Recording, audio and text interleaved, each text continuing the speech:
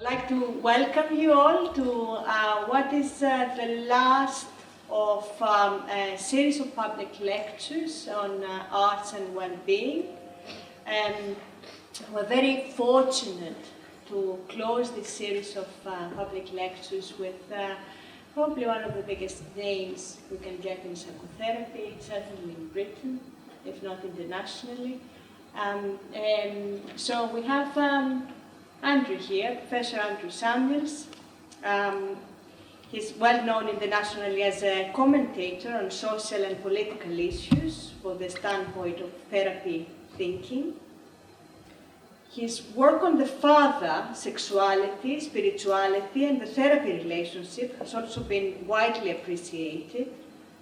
He has evolved a clinical blend of Jungian, humanistic, and relational psychoanalytic approaches.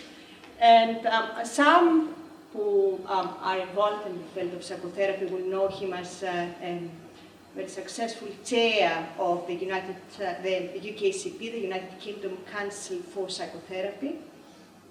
And he has been the founder of Psychotherapists and Counsellors for Social Responsibility. He has also a long-standing connection with dance movement psychotherapy for those in the audience who come from this field. He has been a patron for dance movement psychotherapy, the Association for Dance Movement Psychotherapy UK for several years. I'm not sure when we started. Yes. So I remember Andrew appearing in the websites and whatever, and I knew the name and I knew that he was a patron of the association that I belonged, and it has taken me almost, I don't know, over 10 years probably now to actually manage to meet him in person and bring, sort of for him to agree to come and speak to us.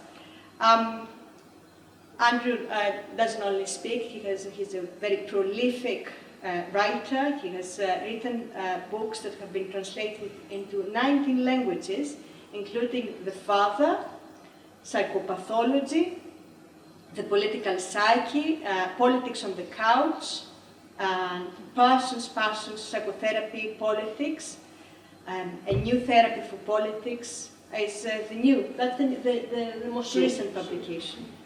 So I don't think we could have had a more experienced, more insightful speaker to close this series of public lectures. And I'll give an opportunity for Andrew to speak as long as possible, because we may be able to have some Q&A at the very end, but soon after that there is a train that Andrew needs to catch. So welcome.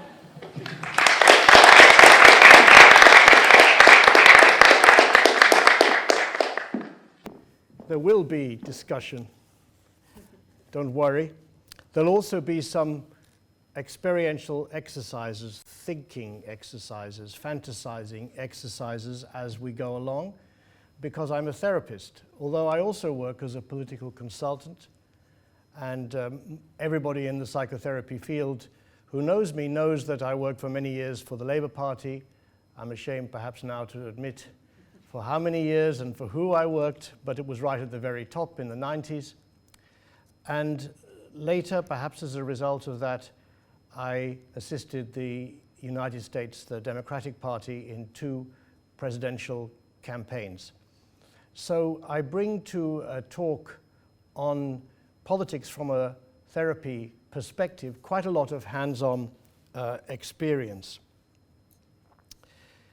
My main idea this afternoon is to talk about the contribution that therapy thinking can make to certain political problems which were very much present during the election campaign and had a lot to do, I believe, with the nature of the result that we were finally faced with after the polling. There's one concept, and then I'm going to give you a kind of hands-on commentary on these particular problems. The concept is collective field of emotional distress, a collective field of emotional distress. What I mean by this is something that is more than personal and yet is experienced personally. It's something that seems out there in society, but it has colonized or irradiated the internal worlds of citizens. And the third aspect of a collective field of emotional distress is that it needs decoding when it crops up in the therapy client or in the ordinary citizen. You have to decode and even interpret what the collective field of emotional distress is trying to tell us through its impact on the individual. So just to summarize, and then I'll give you the topics I'm going to talk about. It's more than personal, but experienced personally. It seems to be out there, but it occupies an internal space as well. And the impact is often indirect and kind of symbolic, and it needs a certain amount of decoding and interpreting. We're trying to find out what the social or political problem is trying to communicate to us. And the three themes of collective fields of emotional distress for this talk are firstly, leadership, secondly, economic inequality, and thirdly, what I call the politics of intimate relationships, which I will explain when I get there, but it seems to me that therapists know something about how intimate relationships are impacted by social and political issues. You can't keep the political out of the bedroom. Now, leadership. There are basically three different approaches to leadership in the literature, and all of them are very psychological. The first, the one with which we maintain an ongoing love affair, is what I would suggest we call heroic leadership. Heroic leadership is leadership from the front. It's very masculine. In fact, if it's perpetrated by a woman, it's often even more masculine than when the heroic leader is a man. It involves the manufacture of crisis beyond objective risk. You know what I'm talking about. We've had a bellyful of it in the West, and in non-Western countries, although they don't talk about it in quite the same way, they are experiencing something similar. These are the heroes. These are the guys who need the wars, who need the problems, whether they're natural disasters or social issues, to try to solve. And I'm sorry to say, these are the guys with whom most of the populace are infatuated. And I use the word infatuated quite deliberately because the impact of a heroic leader is not so much at the brain level, or even at the heart level, or even at the stomach level, though all three of those are involved. It operates at the genital level. Whilst they're in the heroic mold, whilst they're in the saddle, literal or metaphorical saddle, heroic leaders turn us on big time, even though we know how dangerous it is. It's even dangerous to have a heroic leader at a time of crisis. I was fond of saying to Blair, the thing you really need to do is not be a general, but know how to use your generals. And he never listened, of course. A heroic leader is dangerous, even when there's danger about. Bertolt Brecht made Galileo in the play, Galileo Galilei, say, "Unhappy is the land that hath need of heroes." And I'm sure you can see this in our experience in British politics in recent years and going way back. So that's heroic leadership. It may have its place, but we perhaps have allowed it to take over as the only paradigm or model for leadership. I should say that we know we're making a mistake, but when you're turned on, you don't really think about the consequences of making a mistake. Our heads may tell us that these heroes are bad news, but our genitals, as I'm suggesting, overcome that intellectual or cognitive awareness. The second kind of leadership, at the other end of the spectrum, I call sibling leadership. This is something that's been very much popularized by feminism. The idea is that people work collaboratively and cooperatively. Decisions are taken on a horizontal basis. There's not the top-down cast of decision-making that you find in heroic leadership. Sibling leadership is idealistic, it's compassionate, and it certainly allows a lot of room for the growth and development, psychologically speaking, of people who are engaged in a sibling leadership activity. It's the opposite of heroic, you get it? The problem with sibling leadership is the classic one: it doesn't get things done. People spend too much time arguing and discussing, and even though it's possible to imagine a serious crisis being well met by a sibling leadership response, on the whole, that's not what people imagine. So although it may serve the individual development of people engaged in it, sibling leadership does not help very much on the social level. However, every now and again something comes along that is quite remarkable. The way in which the gay community responded to HIV/AIDS when that was thought to be solely a problem for male homosexuals was a good example of sibling leadership. There weren't many heroes, it was collectively led. The third example of leadership, the third kind of leadership I want to talk about, is something I thought of, and I call it good enough leadership. And this is what I talk to politicians and to people who are running businesses and corporations, and more in the National Health Service via my work at the King's Fund, which is the NHS think tank in London.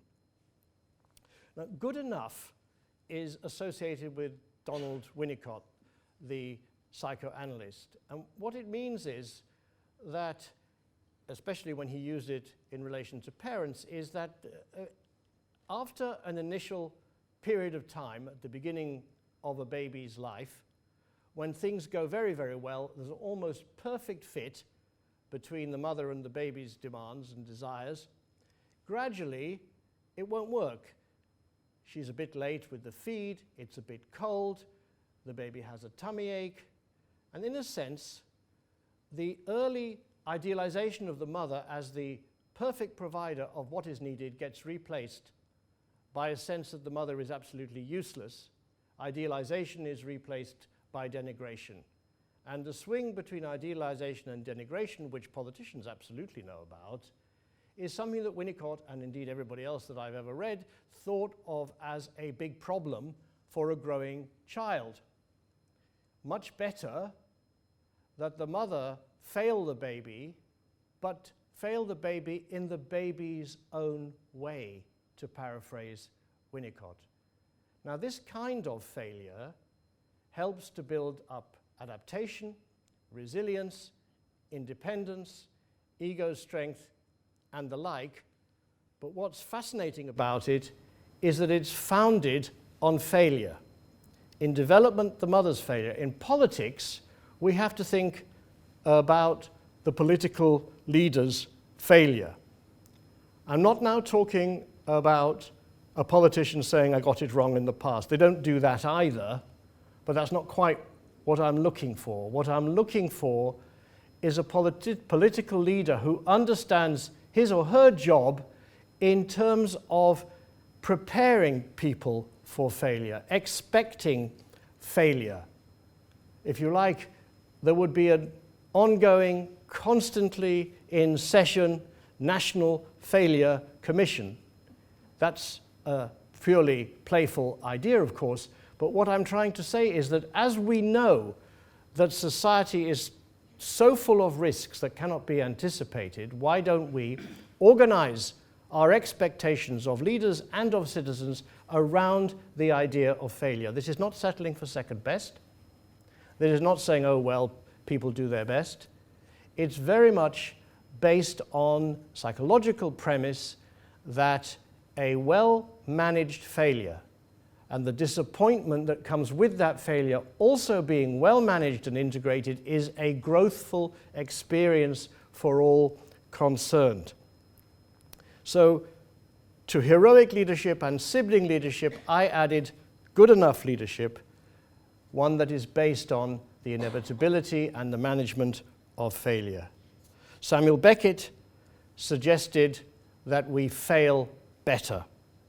Bob Dylan said there's no success like failure, and failure's no success at all. T.S. Eliot's version of this was every attempt is a wholly new start and a different kind of failure. And my favorite is the Sufi poet Rumi, who taught that failure is the key to the kingdom. The first little experiential exercise that I'm encouraging you to do is very simple. Think of a time when you should have taken the lead, either in your family or at work or in some social context of another. You now see that you should, and indeed could, have taken the lead, but you didn't do it for fear of failure. You were stuck in heroic, or maybe you were stuck in sibling, but you hadn't thought about good enoughness in relation to yourself. A time when you should have taken the lead, but didn't, for fear of failure.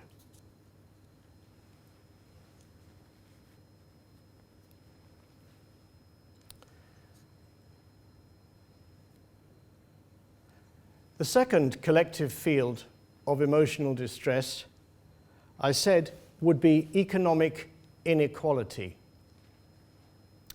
You may be wondering, A, what new could anybody say about economic inequality, and B, what on earth could a therapist say about it? Now, the Occupy movement and other people coined the formula of the 1% and the 99%. You all know this. What they were getting at is the way in which wealth is concentrated, and discrepancies of wealth, differences in wealth, are both massive and on the increase. There are so many little pithy statistics that I could share with you, but the one I like is that the 85 richest people in the world have wealth equivalent to that of half of the world's population, which would be 3.5 billion. 85 richest people have the same wealth as 3.5 billion people. If you want a British parochial figure, 1% of the population possesses 14% of the wealth. This is the biggest global problem imaginable, and as the election showed, it is a colossal national issue for us here in the United Kingdom as well. It is an issue which I believe actually affects all political thinking, whether it's from the left or from the right. The left is overtly concerned with the consequences of inequality of wealth, and the right is doing its best, psychologically speaking, to avoid engaging with those consequences, one of which is that it's very bad for economic development to have huge discrepancies of wealth. But I want to talk more about the psychological aspects of this, and now I want to tell you about something that's happened quite recently. It happened during the election campaign.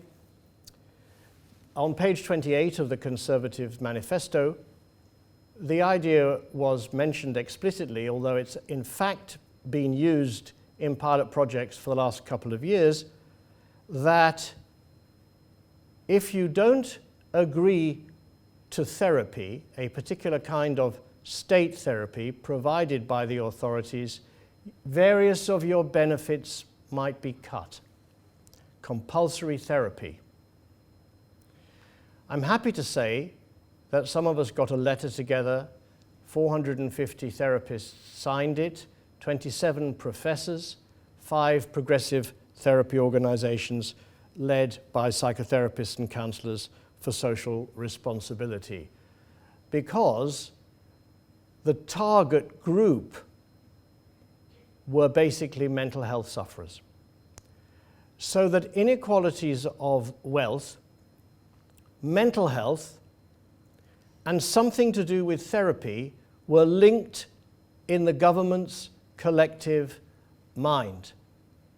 It was appalling, it was unethical, and you may well ask, what on earth does compulsory therapy look like? What it means is if you don't take your therapy sessions and attend and all the rest of it, you'll lose money.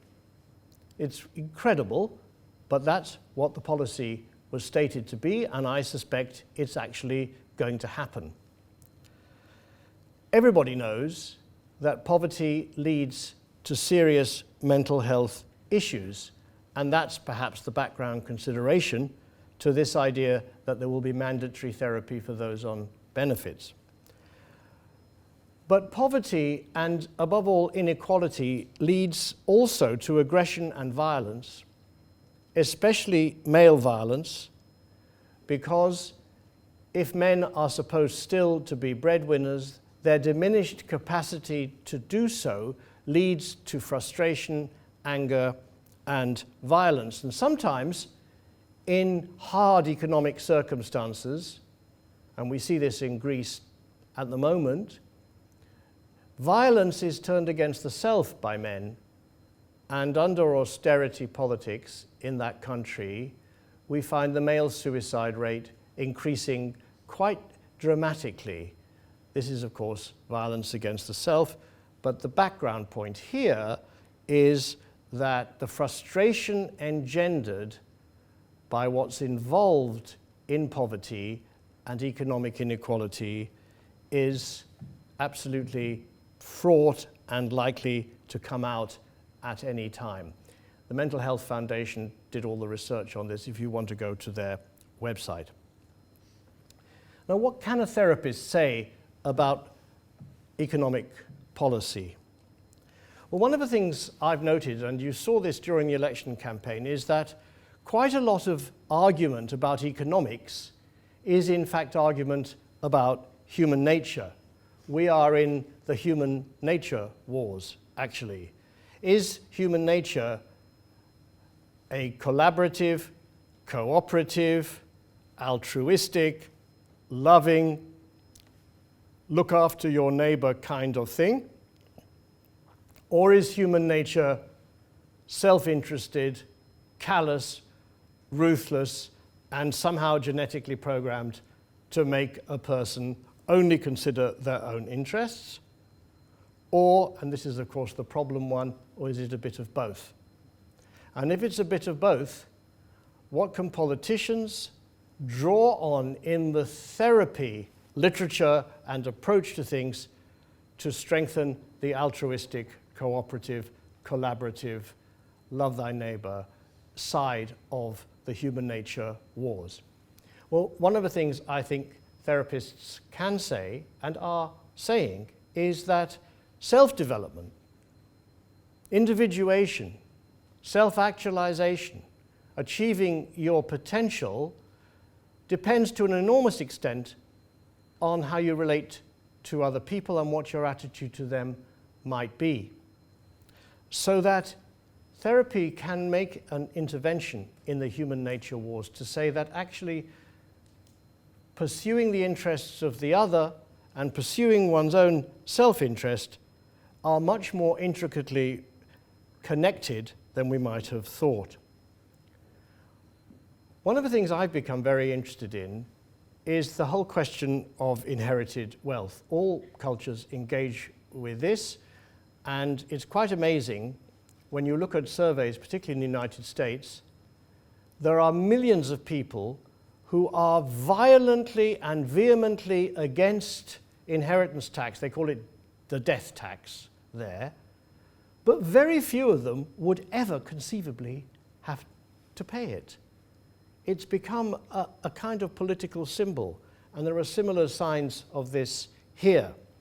the question of inherited wealth and why it is so important to large sectors of the population to feel free to leave their money only to their own, that's something I think therapists really need to say more about. In general, the question is whether we can move from economic sadism to a more relational economics. And if we can't, why not? You know, when you do surveys, people say they are interested in greater economic equality. They'll even say in certain circumstances they're prepared to pay higher taxes. But when push comes to shove, and especially when they vote, that's not what they vote for. What is going on? Well, I can tell you a story about this. I do exercise workshops, and I've done them with financial institutions on what I call economic sadism. I call these workshops the economic psyche. And in the workshops, I ask people to reflect on how money was handled in their family of origin. In a way, I'm asking you to reflect on it now. Who controlled the money? I mean, who earned the money? Was it a kind of gendered situation? Was money a happy or a miserable topic in your family of origin? And then I ask, have you done better than your parents? Whatever you may define doing better than your parents as being. Have you done better than your parents? And if you have, how do you feel about that? And increasingly, we have to ask if you haven't done as well as your parents, because that's what's happening to the kids today, and maybe to some people here too.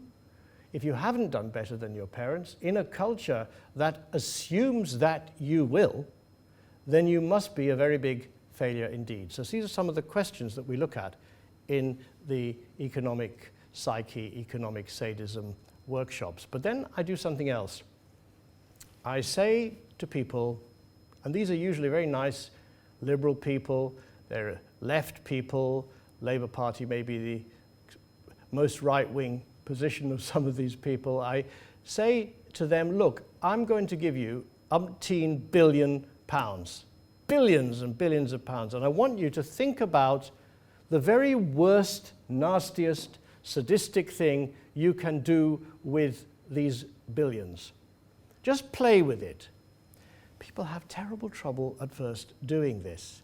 People say things like, I'm going to organize for the elimination of all the bankers. And I say, well, okay, I mean, that's not very nice, but in terms of really nasty stuff, I don't think that's terribly nasty, especially in the company that we're all in here. Sometimes people have ideas of a sort of unlimited sexual license, whether it's with men or with women or even with children. They will use their money to indulge their desires, whether these desires are proper or legal or not. That's getting closer. But one I remember very well. This was a professor of philosophy in Pittsburgh, actually. This was where this exercise took place, in Pittsburgh.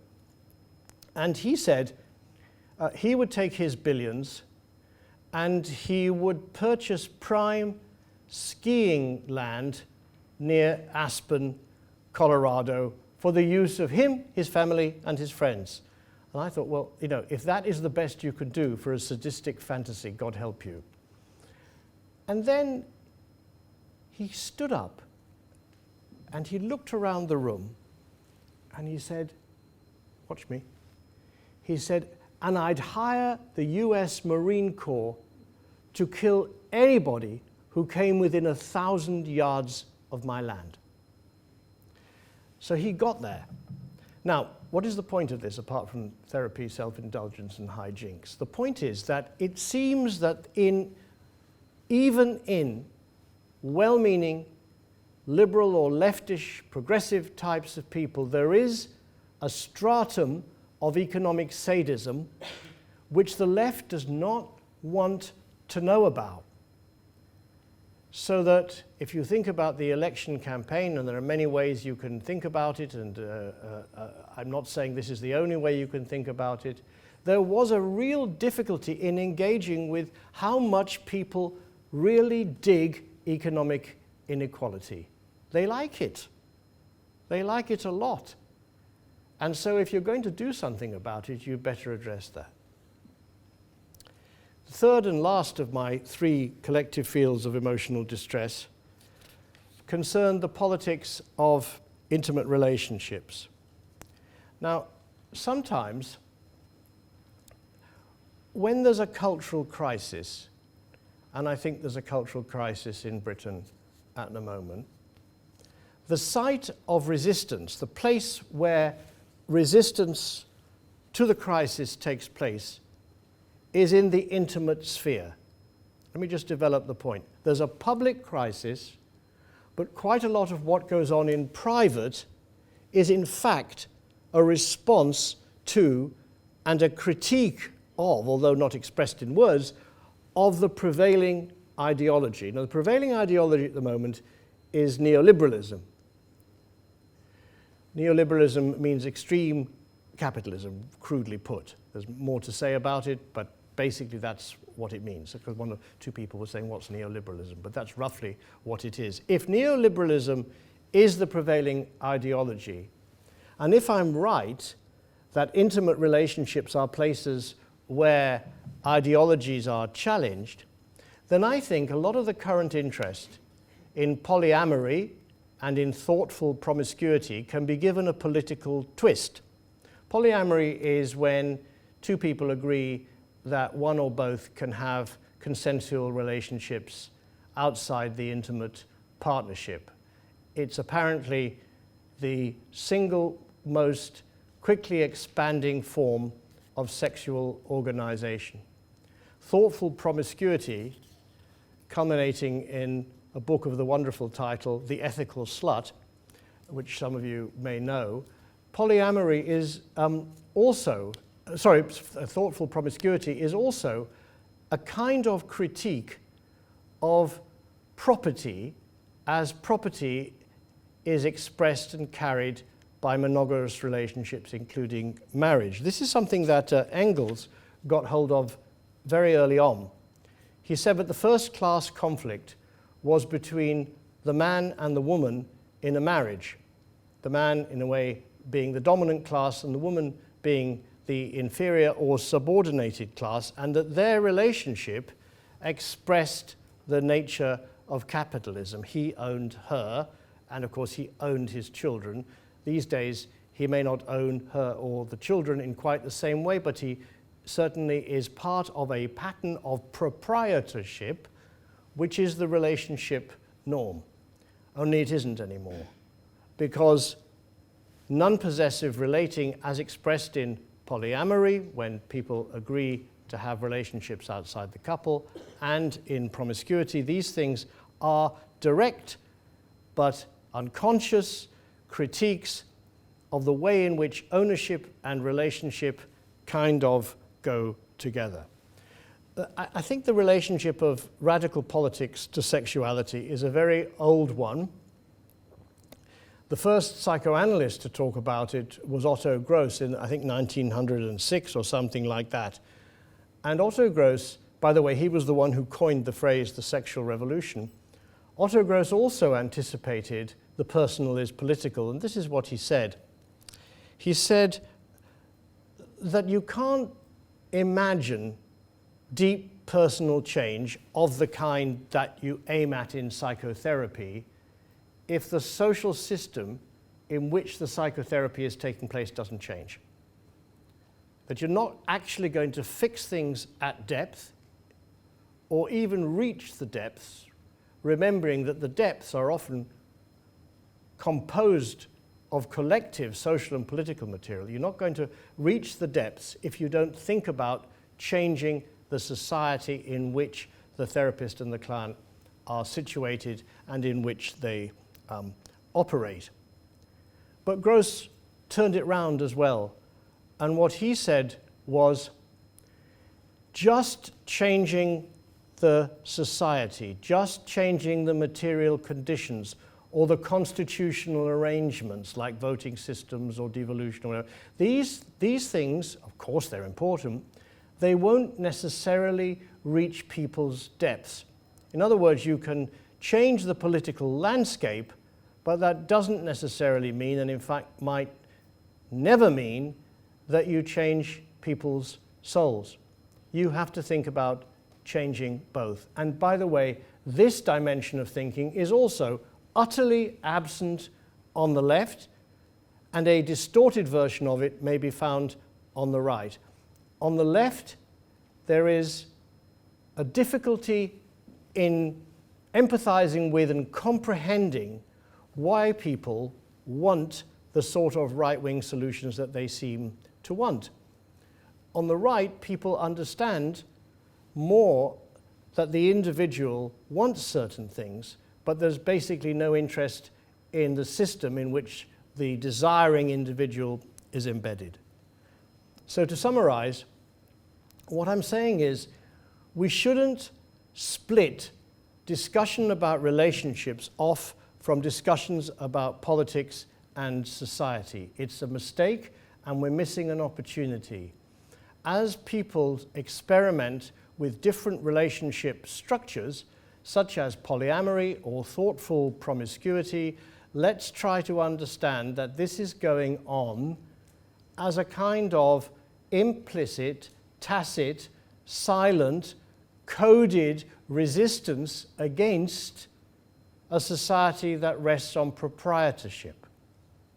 And proprietorship, possession, is at the heart of capitalist and neoliberal thinking about almost everything. Now I'm coming to the end of what I wanted to say, leaving, I think, by the time I get to the end, about 15 minutes for discussion, which I think is a reasonable proportion out of an hour-long slot. I just wanted to say something that reflects my particular take on difference and multiculturalism, and also on the inevitability of aggression within a multicultural society. Because I think we've closed the door too quickly on multiculturalism because of a fear of social conflict. So that we want people to conform to the British model because we fear that if they don't, there will be social and cultural conflict. I'm interested in a relational encounter with difference. And surprisingly, perhaps, I found some inspiration in the Quran. And I want to use a Quranic idea here, 49:13, taruf. I don't suppose there are any Muslims here. Perhaps there are. I don't know. No. Well, taruf is a word that is used by Muslim theologians and thinkers to summarize this verse, 49:13. And the verse is, "O humanity, we have created of you male and female, and have made you peoples and tribes that you might come to know one another." Difference was created so that people would know each other better. And most interpretations of this stress that therefore conflict between male and female, or between peoples and peoples, or between tribes and tribes, has a point. It is about getting to know the other better. It gives a deeper understanding of difference. If we want to know the other has to be different. Otherwise, you're not knowing another, are you? You're just knowing yourself in a kind of mirror. I think it's very beautiful and inspiring, and I think it's not at all like the Tower of Babel, which is another image of what can go wrong with difference, and it's not the same as coming together in the body of Christ. I've been reflecting on taruf, this that you shall come to know each other, for some years now, and I see it as an example of Islam functioning as a critic or even as a therapist of the West. Of course, there's a danger of idealizing Islam, and I'm not doing that. There are many problems and objectionable aspects to it, but if Islam is capable of occasionally being the therapist of the West, we should remember that therapists are not perfect either, and there are many distasteful and objectionable aspects to therapists as they confront us with things we would rather not know about. I'm going to end with a poem, because I think one of the difficulties in politics right now is whether it's safe to have ideals, whether idealism is in any way possible. And I think there's a real difficulty, as I say, with people accepting themselves when it comes to politics. This is an untitled poem by a Polish poet called Jerzy Fikowski, and it's clearly a Holocaust poem. I think it expresses the urgency, the desperate urgency of the need for a renaissance in politics. And here's the poem, and then we'll have the questions or the discussion. I did not manage to save a single life. I did not know how to stop a single bullet. And I wander round cemeteries which are not there. I look for words which are not there. I run to help where no one called to rescue after the event. I want to be on time, even if I am too late. Thank you.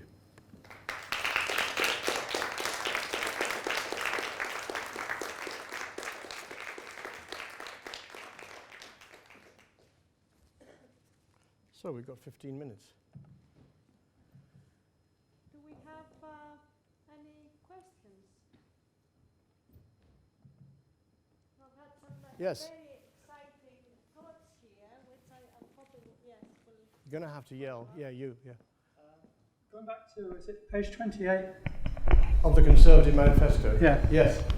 And this use of the word therapy.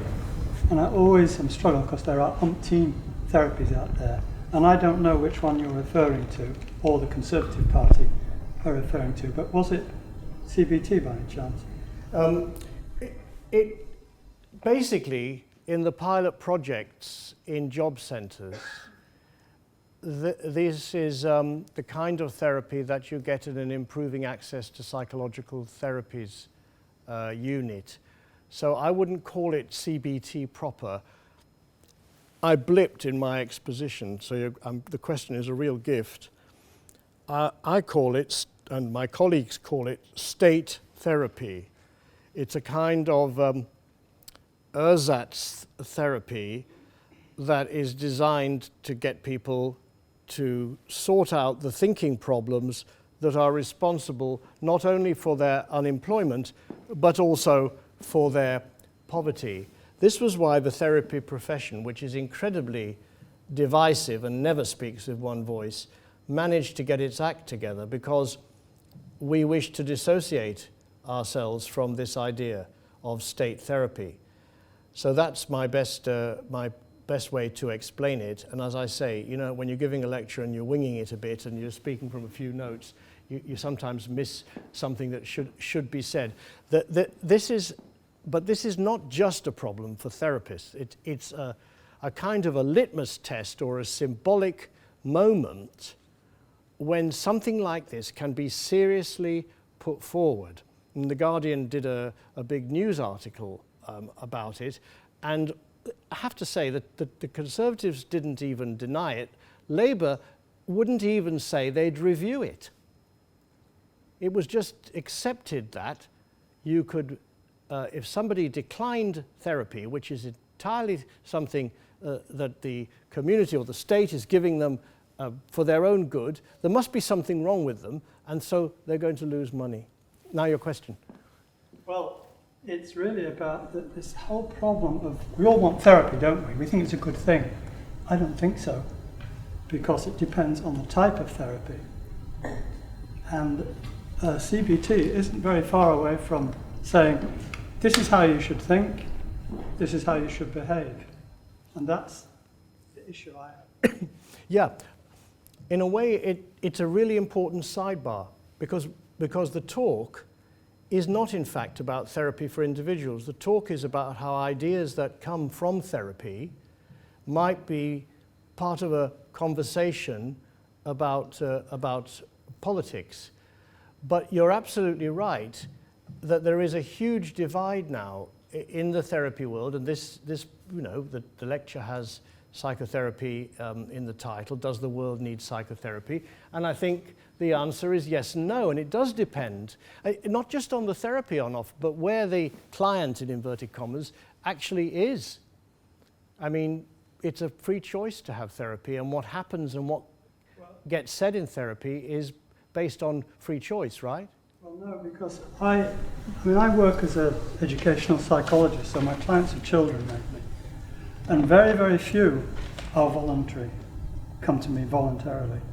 They come because somebody else has a problem with whatever they're doing, thinking or feeling. A parent, a teacher, and therefore I am often in the position where I either am party to that political position that a parent is taking or a teacher is taking, or not. And that's a dilemma for me. It's very interesting, thank you. The clinical psychology division of the BPS, which you're probably not a member of, because you're a member of they also sent a letter which was published in the Independent. We sort of divided it up, in which they expressed their shock and horror about it. The point about that you're making is not one that people are ignoring, in the sense we all know about it, but the blatancy of page 28, if I could just call it that for shorthand purposes, this is a new feature. It really is, that you lose your money. I mean, no one in educational psychology is saying to the child, or they may be very occasionally saying, if you don't come, we'll do this and that and the other to you. They are. Okay, not far off. Come, parents will be taken to court. Yeah, okay, then in that case it's equally shocking. Yes, there's a degradation. It's been going on for a long, long time.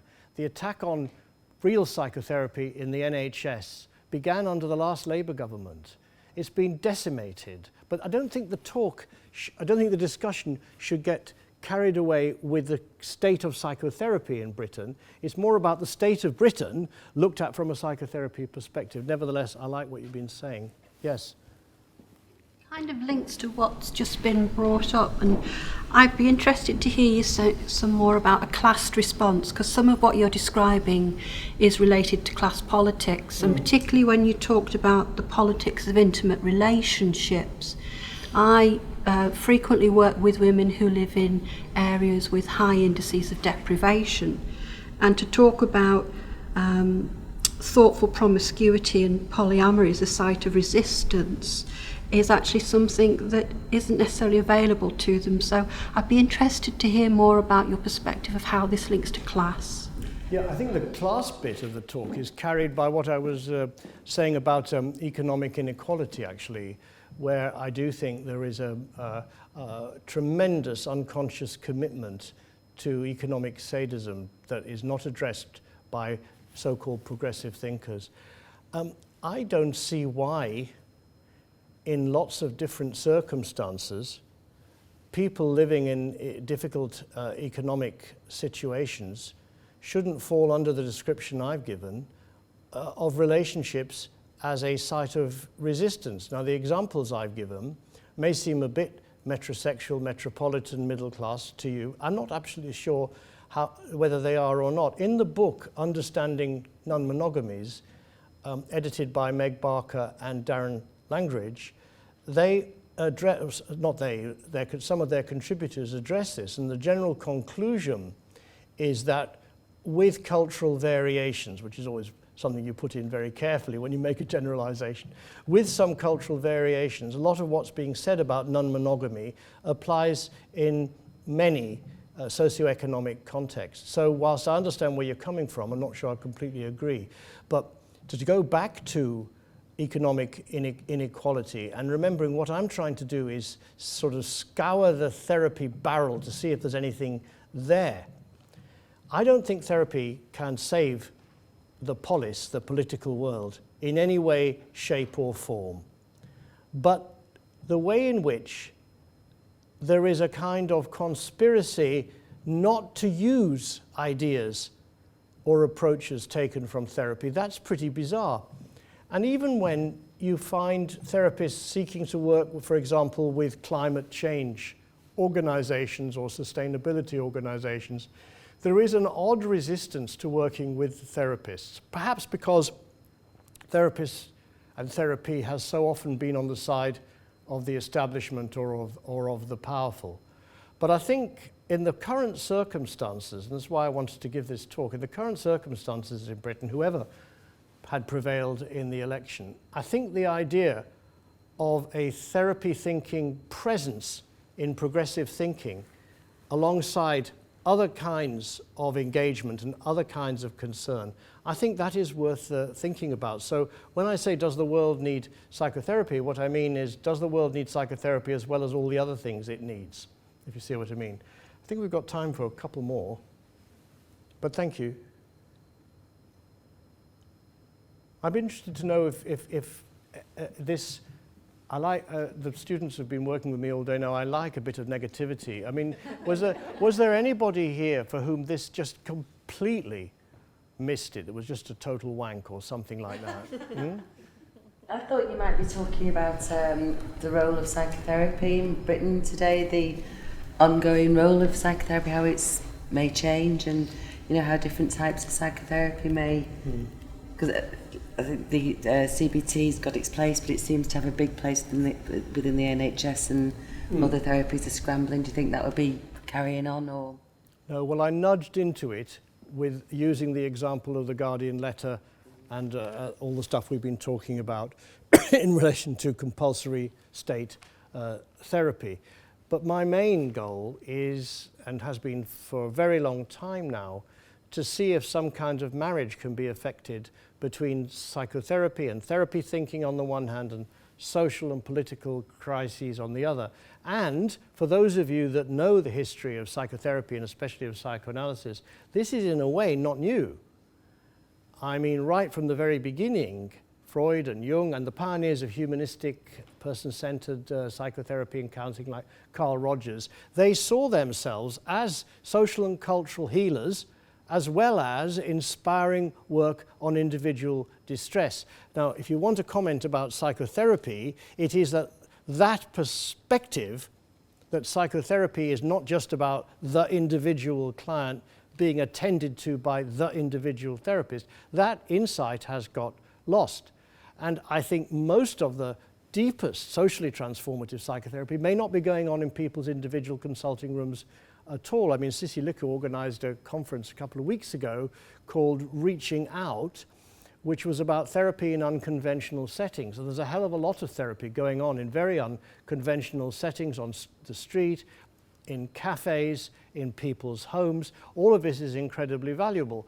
What the mainstream of therapy, whether it's in private settings or in the public sector, needs to consider is what can it get from its marginal, its fringe practitioners, because the fringe always leads the middle. That's a Foucault point, if you like, but it's definitely the case. So, in answer to your question, I'm not that interested tonight here in discussing what we might do to get more real psychotherapy available. I am interested in discussing why it is that the divorce has arisen between psychotherapy, which was a radical element, a radical phenomenon, but now isn't seen that way. I mean, just to give you an example, it goes back to all of these questions. You're talking about class and money and influence and things like that.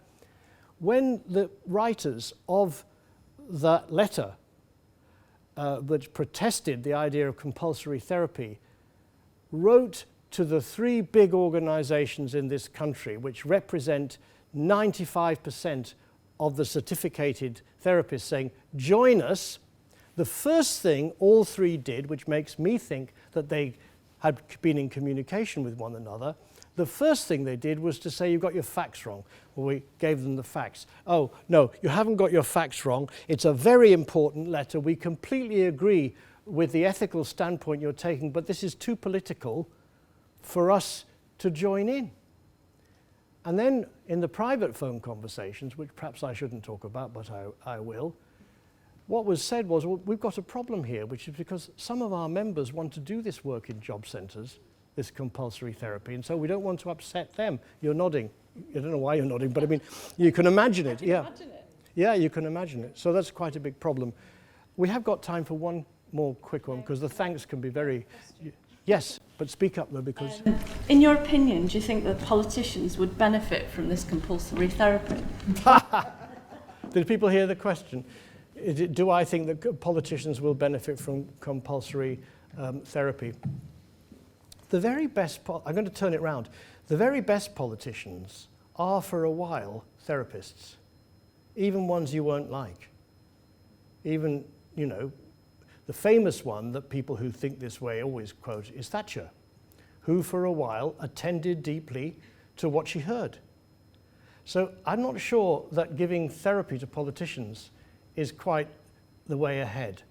What I think is worth thinking about is communicating and trying to sell therapy values, perspectives, and even approaches to politicians, because politicians need freshening. They need, their system and their ideas are very largely broken. And so there are many, many sources of new thinking out there, of which psychotherapy is one. So, as I said, does the world need psychotherapy? Yes, but not only psychotherapy. I just tell you an anecdote, though. I'm not going to mention the man's name because this is being filmed, but you will be aware, some of you, that in 2008, a particular candidate was very concerned to be recognized as the father of his nation. This was a phrase that Americans attribute to Abraham Lincoln, but unfortunately it wasn't Lincoln, it was Cicero in ancient Rome who coined the phrase father of the nation. And how they actually got to me, although in the end they did get recommendations from the Labour Party, was that they Googled until they found a therapist who was writing about the father and about politics, and that's how they came to me. And they were extremely open-minded when I said, you know, nowadays in our psychotherapy thinking about fathers, we don't just think about discipline and physical security. We think about nurture, we think about responsiveness, we think about mirroring, and so on. We think about relationality, relationship. And this was very impressive to them, and they did use it in their own way. Am I a bit of a whore doing this kind of work? Yes, of course. I am. At the same time, it has enabled me to think things through in a way I would not have been able to if I hadn't done the work. But now, I regret to say, because of the train schedule, which is unkind, I think we have to stop.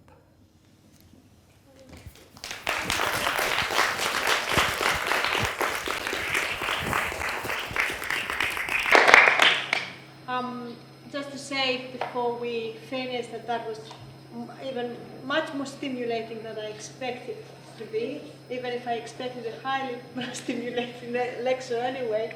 And somehow for me it brought the idea of psychotherapy outside its box, outside its therapy context, into the daily and the personal and the wider field, which I think it's an interesting area to explore further. This is the last of our public lectures. I would like to remind that we have some intensive weekends coming, which you can find on the website, on the Arts for Well-Being website at the Edge Hill University. If you're interested in hands-on, movement, body-based work, please look out for this. Thank you very much.